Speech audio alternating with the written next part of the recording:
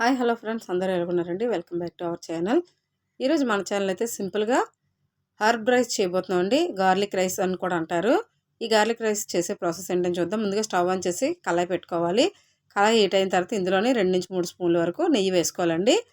Oil కాకుండా నెయ్యి వేసుకుంటే ఈ హర్బ్ రైస్ అనేది టేస్ట్ చాలా బాగుంటుంది. ఇక్కడైతే 3 స్పూన్ల వరకు నెయ్యి వేసుకొని నెయ్యి బాగా కరిగిన తర్వాత ఇందులో చిన్నగా చాప్ చేసుకున్న వెల్లుల్లిపాయ ముక్కలన్నీ కూడా వెలగేసుకొని బాగా వేయించేసుకోవాలండి. 1 నిమిషం పాటు కలర్ మారినంత వరకు వేయించుకోవాలి.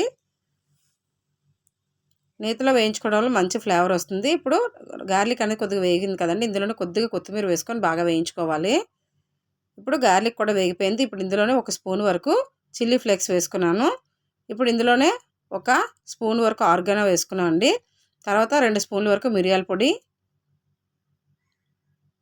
ఇప్పుడు ఇవన్నీ కూడా నెయ్యిలోని బాగా కలిసేటట్టుగా బాగా కలిపేయాలి మసాలాను అంతా కూడా. ఇక్కడైతే నేను ఒక 2 వరకు చేస్తున్నానండి ఈ రైస్ని. ఇప్పుడు ఇలా కలిపేసిన తర్వాత బాస్మతి రైస్ని 1 గ్లాస్ రైస్ వరకు అయితే బాయిల్ చేశాను. ఈ రైస్ని అయితే కొద్దిగా చల్లారబెట్టుకొని ఈ రైస్ని ఇలాగ వేసేసుకొని బాగా కలిపేసుకోవాలి.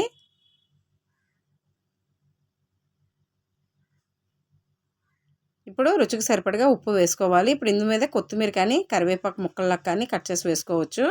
టేస్ట్ చాలా బాగుంటుందండి ఈ రైస్ అయితే. ఇప్పుడు ఎగ్ రైస్, చికెన్ రైస్లు కాకుండా ఇలాగా స్పెషల్గా గార్లిక్ రైస్ అయితే చేసుకోండి.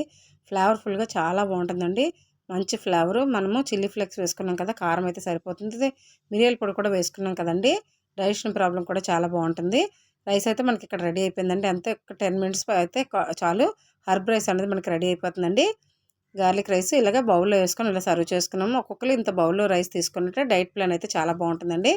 త్వరగా డైజెషన్ కూడా అయిపోతుంది. ఎందుకంటే మనకి ఎక్కువగా హెవీ మసాలా ఏమి వేసుకోలేదు కదా, త్వరగా డైజెషన్ అయిపోతుంది. నెయ్యితో కూడా చేసుకున్నాం కనుక టేస్ట్ ఎంతో బాగుంటుందండి. కంపల్సరీగా ఎవరికి తెలియకపోతే ఈ రెసిపీని అయితే ట్రై చేయండి. సింపుల్గా లంచ్ బాక్సులు కానీ నైట్ డిన్నర్ కానీ చాలా సింపుల్గా ఉంటుంది. నచ్చింది అనుకుంటున్నాను. లైక్ చేయండి, షేర్ చేయండి.